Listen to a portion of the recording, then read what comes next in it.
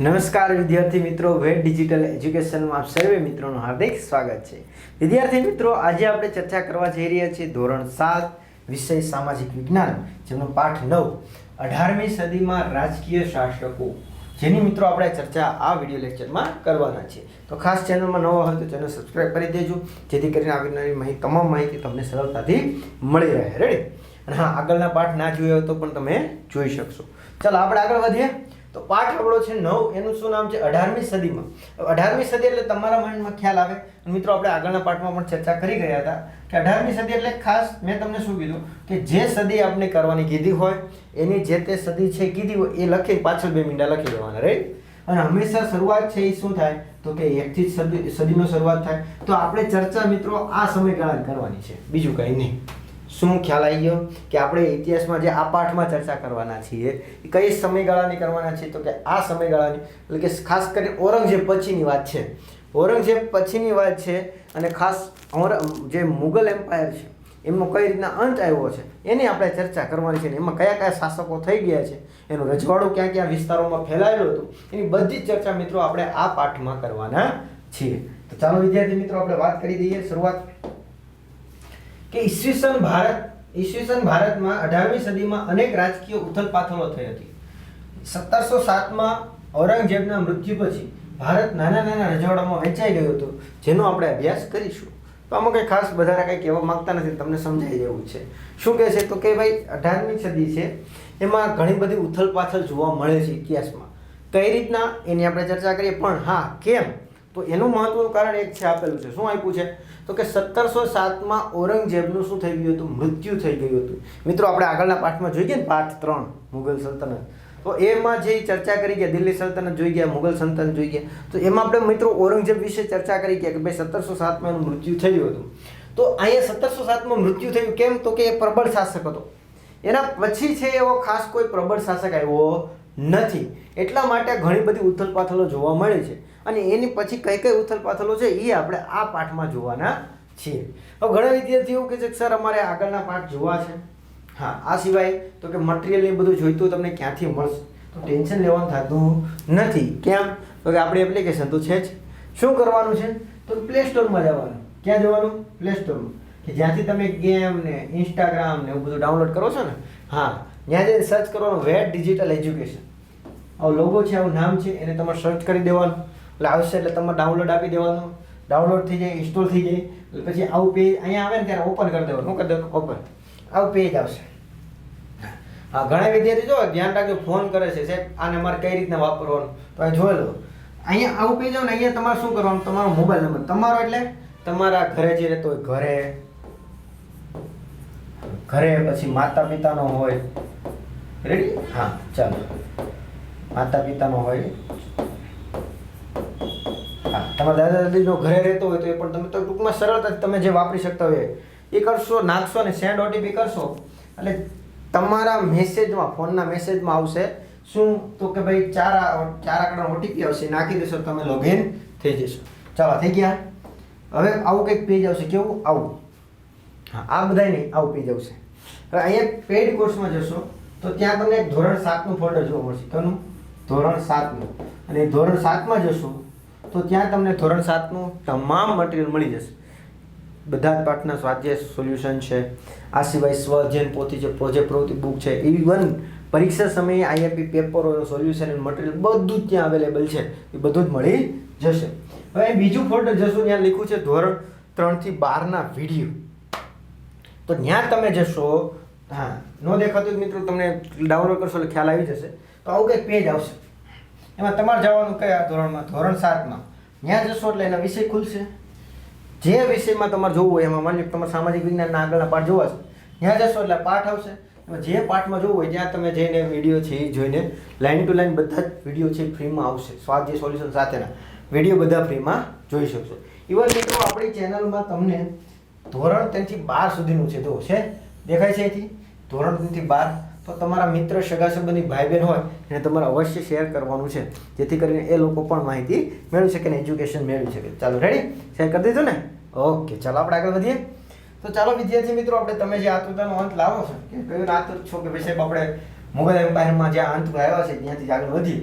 તો શરૂઆત કરીએ કે ભાઈ મુગલ વંશના અંતિમ શાસકો કે ઔરંગઝેબ પછીના આવે જે આવશે એ જે છે એ કયા કયા શાસકો આવ્યા છે, એમાં કોણે કોણે મહત્વના કોઈ કામ કર્યા છે કે નહીં એની આપણે ચર્ચા કરવાના છીએ. ચાલો રેડી. તો મુગલ જે વંશ છે એના અંતિમ શાસકોની ચર્ચા કરીએ. તો ચાલો શરૂ કરીએ. ઔરંગઝેબના અવસાન પછી મુગલ ગાદી પર બહાદુર શાહ નામનો શાસક આવ્યો હતો. તો જો ઔરંગઝેબના જો આ પૂછવાની શક્યતા બહુ ઓછી છે. કેમ તો કે આ શાસકોએ એટલું બધું કંઈ ખાસ કામ કર્યું નથી. કોઈ આવશે તો આપણે ચર્ચા કરીશું ભાઈ આના વિશે થોડું ઘણું યાદ રાખજો. ચાલો રેડી. તો ઔરંગઝેબનું મૃત્યુ થયું પછી કોણ આવ્યો હતો? તો કે બહાદુર શાહ શાસક આવ્યો હતો. બહાદુર શાહ નામ છે બહાદુર હો ભાઈ, પણ પોતે બહાદુર છે કે નહીં એ આપણે ચર્ચા કરીએ. ચાલો. તેમણે રાજપૂત અને મરાઠા રાજ્યો સાથે શાંતિભર્યા સંબંધો બનાવ્યા હતા. ચાલો સરાહનીય કામ કર્યું છે થોડુંક. શું કહે છે? બહાદુર શાહે શું કર્યું હતું કે જે રાજપૂત શાસકો હતા એ સમય પણ હતા. જો ગુજરાત જ્યારે આપણે વાત કરી ગયા અકબરના સમયમાં, રેડી ને? હા. તો અકબરના સમયમાં જે છે જોધાબાઈ નામ આપણે જોઈ ગયા, તો એ પણ એક રાજપૂત કન્યા જ હતી. રેડી. તો એ છે એવી રીતના ઓલરેડી એ સમયમાં પણ ઔરંગઝેબના સમયમાં પણ ક્યાંક ને ક્યાંક હતા, જોવા મળતા હતા. તો એમની સાથે ને મરાઠા એ સમય ખાસ કરીને શિવાજી, ખાસ કરીને તમે જોઈ ગયા છો શિવાજીનો પુત્ર અને એ બધા જે છે કે જે મરાઠા સંપ્રદાય સાથે જોડાયેલા હતા. તો એ મરાઠાઓ સાથે શું કર્યું? શાંતિભર્યા સંબંધો.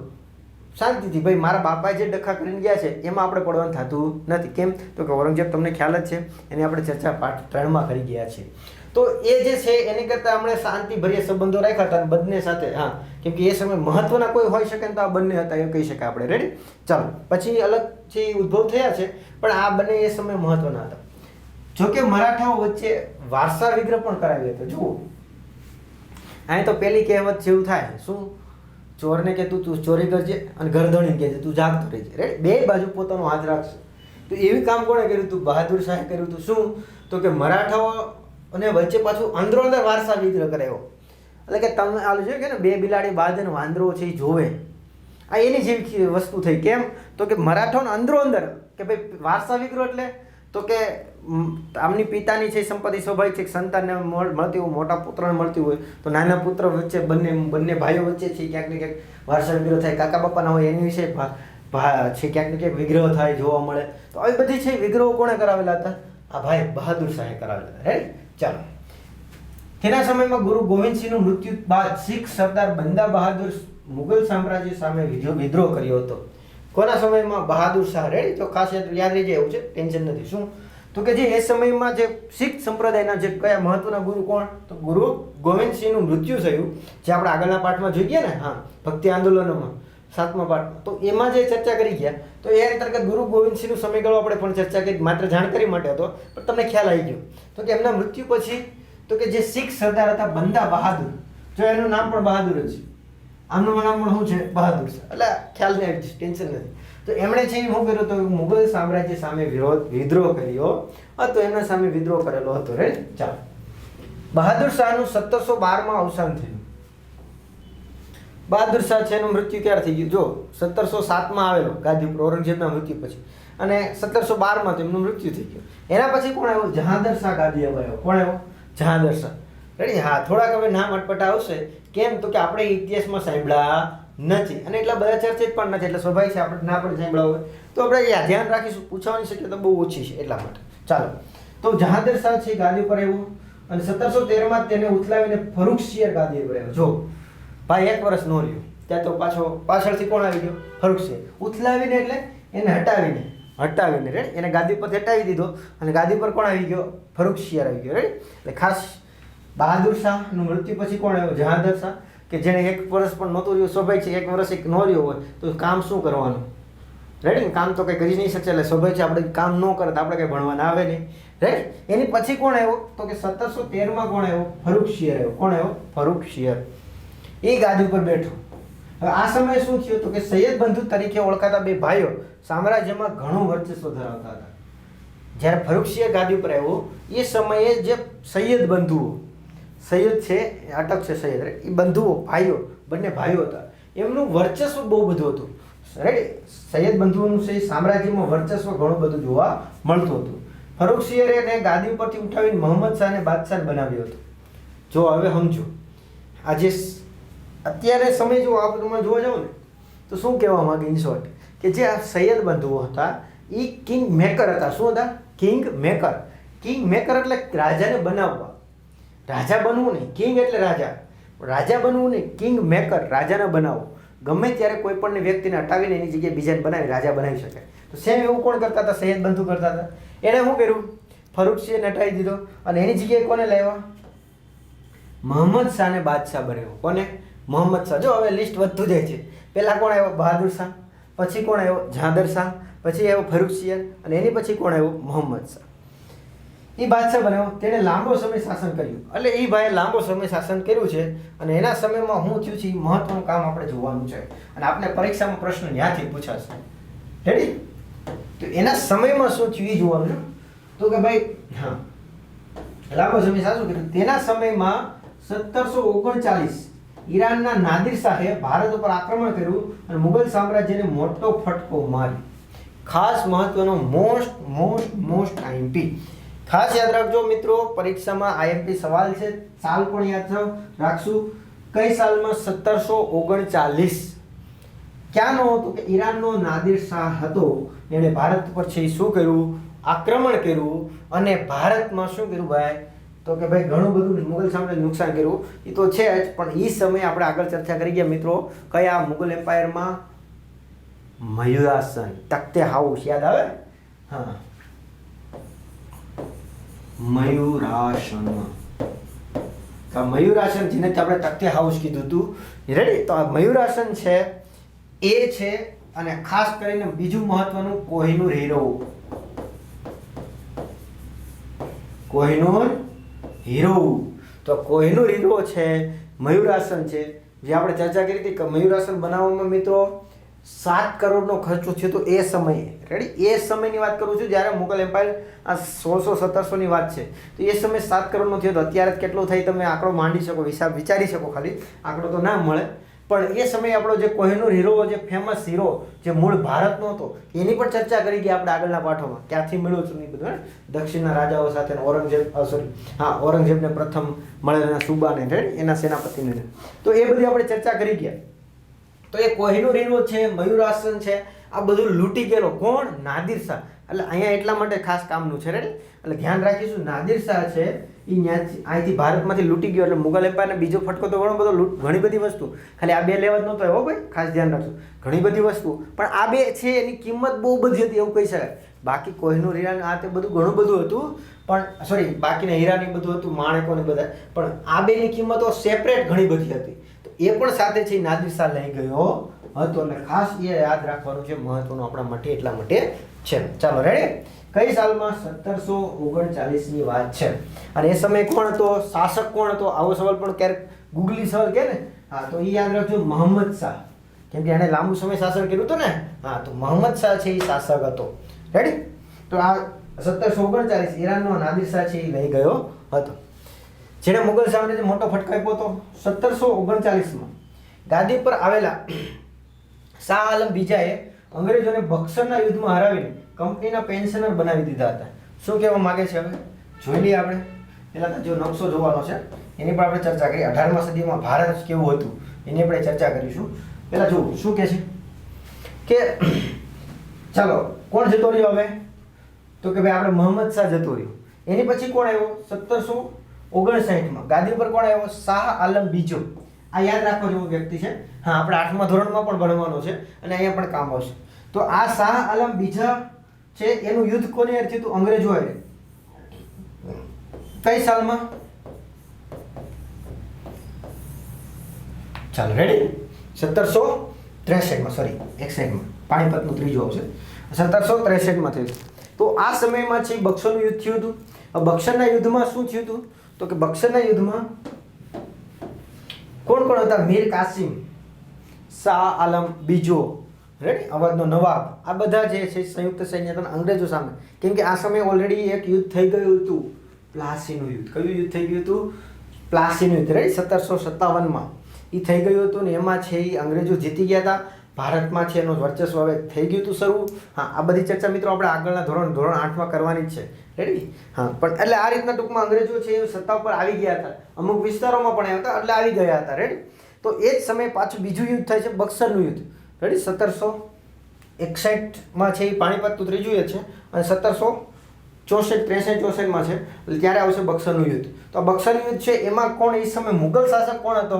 તો કે મુગલ શાસક હતો કોણ? તો કે શાહ આલમ બીજો હતો. કોણ હતો? શાહ આલમ બીજો. એ છે એ શું થાય છે, સંયુક્ત સૈન્ય મીર કાસિમ એ બધા હારી જાય છે. તો હારી જાય, બાકીના બધાનું શું થાય આપણે ચર્ચા આગળ કરીશું. પણ આ જે હારી જાય છે એટલે અંગ્રેજો આને પેન્શનર કહી દે છે. ભાઈ પેન્શનર એટલે શું કે ભાઈ હવે જે ઇન્કમ થઈ અમારી, કોની? અમારી. રેડી? તમારે શું કરવાનું કે ખાલી તમારે વર્ષે છે એ તમને આલ્યો એટલા રૂપિયા આપી દઈશું, તમારે જે કરવું એ કરો, પણ ઇન્કમ જેટલી થશે વધે તો ભલે ઘટે તો ભલે બધી કોની હવે અમારી. ઓલાને ફિક્સ એક હું આપી દેવાની અમાઉન્ટ આપી દેવાની. એટલે એ રીતના પેન્શનનો જાહેર કરી દેવામાં આવ્યો હતો. રેડી? તો આ રીતના છે ક્યાંક ને ક્યાંક છે જોવા મળતું હતું. નેક્સ્ટ આપણે મુગલ બંગાળની વાત છે એની આપણે ચર્ચા કરીએ. પહેલા 18મી સદીમાં છે ભારત કેવું હતું? તો કે છે ભારત જેવું જ હતું. હા, એમ તો ભારત જેવું જ છે, પણ ભારતમાં ક્યાં સુધી મુગલ છે એનો શાસક છે જોવા મળતું હતું? તો જો અહીંયા પાકિસ્તાન, અફઘાનિસ્તાન સુધી ક્યાંક ને ક્યાંક જોવા મળે છે. ખાલી પાકિસ્તાન નહીં, અફઘાનિસ્તાન સુધીનો પણ પ્રદેશ જોવા મળતો હતો. આ સિવાય જો આ મુખ્ય કેન્દ્ર છે લાહોર છે, શીખના અહીં લાહોર અને આસપાસ આ બાજુ વિસ્તારમાં પાછું શીખોનું એનું સામ્રાજ્ય હતું.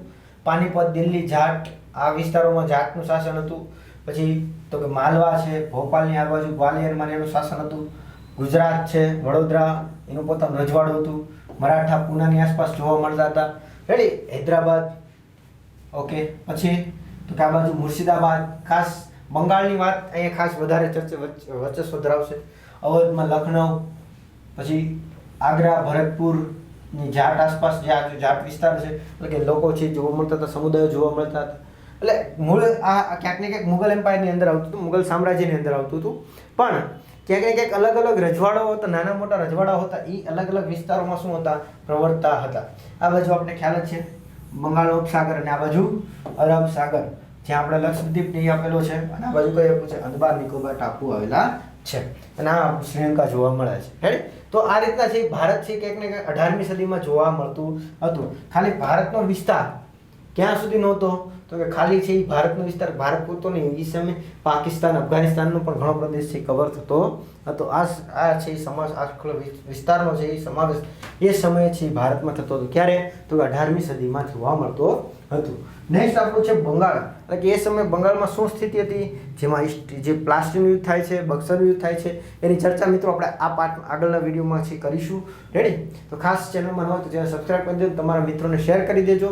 અને હા, આવી રીતના કન્ટિન્યુ છે જોડાયેલા રહેજો, જેથી કરીને સંપૂર્ણ તમે પાઠ છે વ્યવસ્થિત તમે જોઈ શકશો અને તમારે સારી એવી તૈયારી તમે કરી શકો. Thank you.